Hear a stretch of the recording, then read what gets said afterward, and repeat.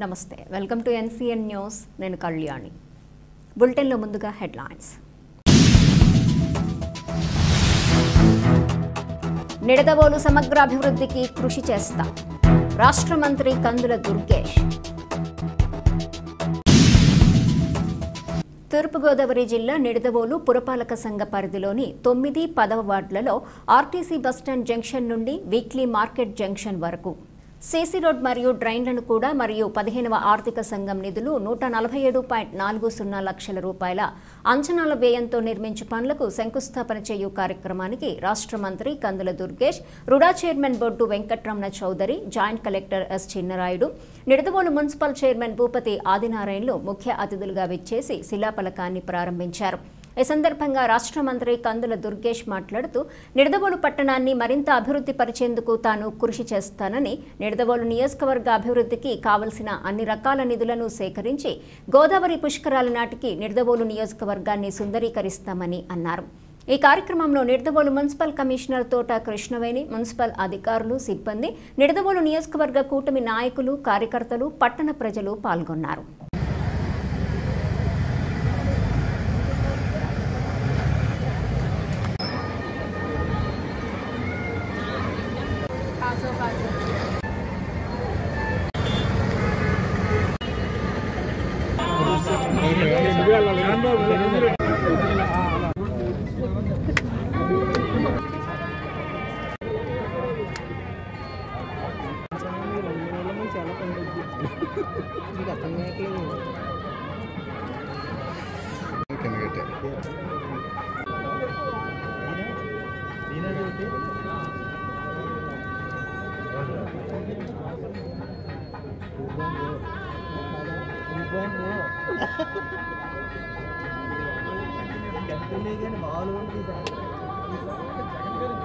ఎందుకంటే నన్ను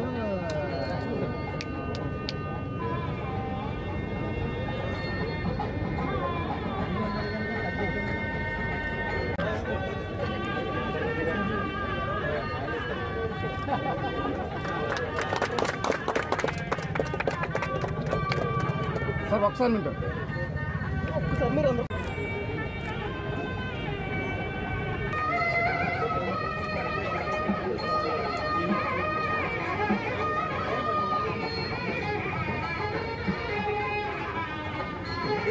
అదేవిధంగా రుడా చైర్మన్ వారిని కూడా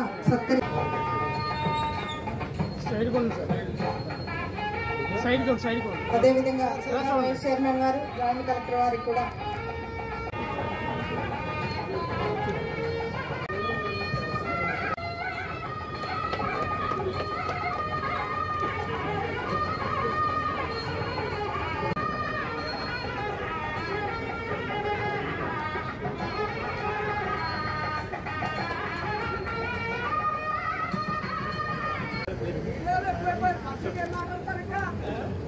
టీవీలో చూతికెళ్ళాలా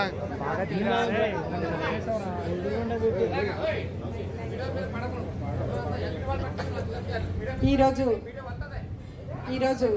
మనము 15th ఫైనాన్స్ నుంచి 1 కోటి రూపాయలు, అలాగే రుడా నుంచి 50 లక్షల రూపాయలు మనకి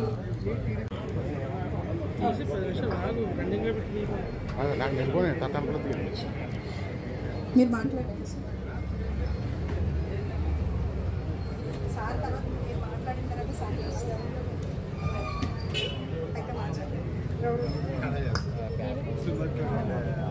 మొత్తంగా ఈరోజు చాలా మంచి కార్యక్రమాన్ని చేపట్టాం.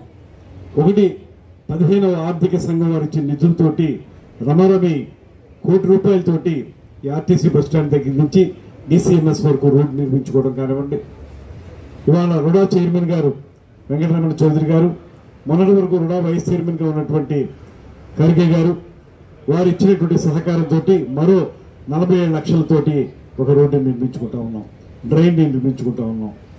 దీనికి సంబంధించి తొలి నుంచి కూడా పట్టణ అభివృద్ధి కోసం ఏ కార్యక్రమాలు చేయాలన్నప్పుడు ఒక పక్కన కమిషనర్ గారు, ఒక పక్కన మున్సిపల్ చైర్మన్ గారు, మరో పక్కన కౌన్సిలర్లు అందరూ కలిసి పలానా కార్యక్రమం మనం చేయాలన్నప్పుడు దాని మీద పూర్తిగా దృష్టి పెట్టి ఎక్కడెక్కడి నుంచి మనం నిధులు తీసుకురాగలుగుతాం దీనికి సంబంధించి. ఎందుకంటే నిడదవోలు అనేది చాలా చిన్న పట్టణం, అయితే గతంలో చాలా వైభవోపేతంగా వెలిగినటువంటి పట్టణం.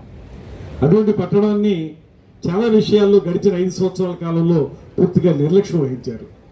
ఆ నిర్లక్ష్యాన్ని దానికి సమాధానం మనం చెప్పాలనేటువంటి ఆలోచనతోటి ఈ నిధులను ఎక్కడి నుంచి తీసుకురావాలనేటువంటి ఆలోచన చేసి ఇప్పుడు ఇందాక మున్సిపల్ చైర్మన్ గారు చెప్పిన విధంగా అన్ని చోట్ల నుంచి కూడా నిధుల్ని సమీకరించడం జరుగుతూ ఉంది.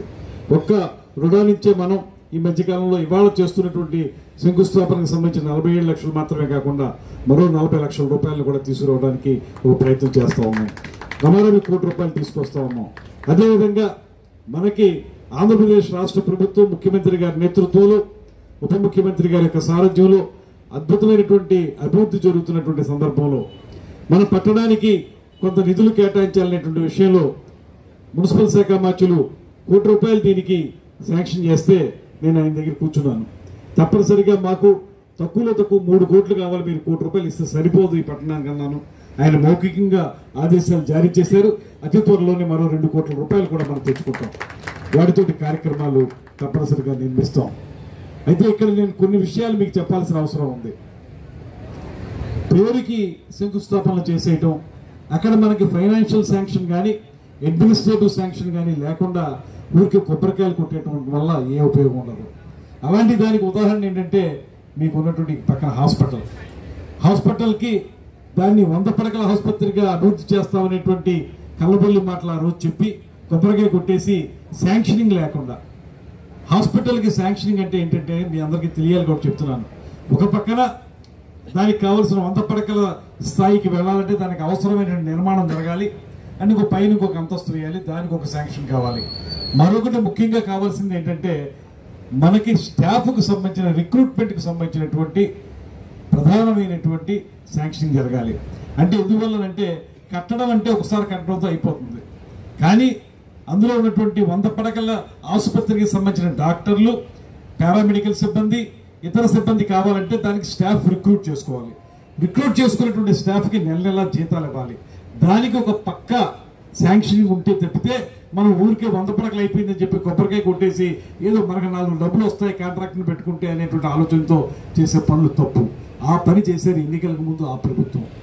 ఇవాళ ఈ ప్రభుత్వం ఖచ్చితంగా చెప్తుంది, నేను ఎమ్మెల్యే అయిన తర్వాత మంత్రి అయిన తర్వాత ప్రతిరోజు కూడా మన హెల్త్ సెక్రటరీ గారు కృష్ణబాబు గారితో, మన హెల్త్ మినిస్టర్ సత్యకుమార్ గారితో చివరికి ముఖ్యమంత్రి గారి దగ్గరికి వెళ్ళి కోరాను, ఇది కేవలం పేపర్లకు మాత్రమే పరిమితమైనటువంటి హాస్పిటల్ కాకూడదు, నిజంగా 100 పడకల ఆసుపత్రి కావాలి మాకంటే.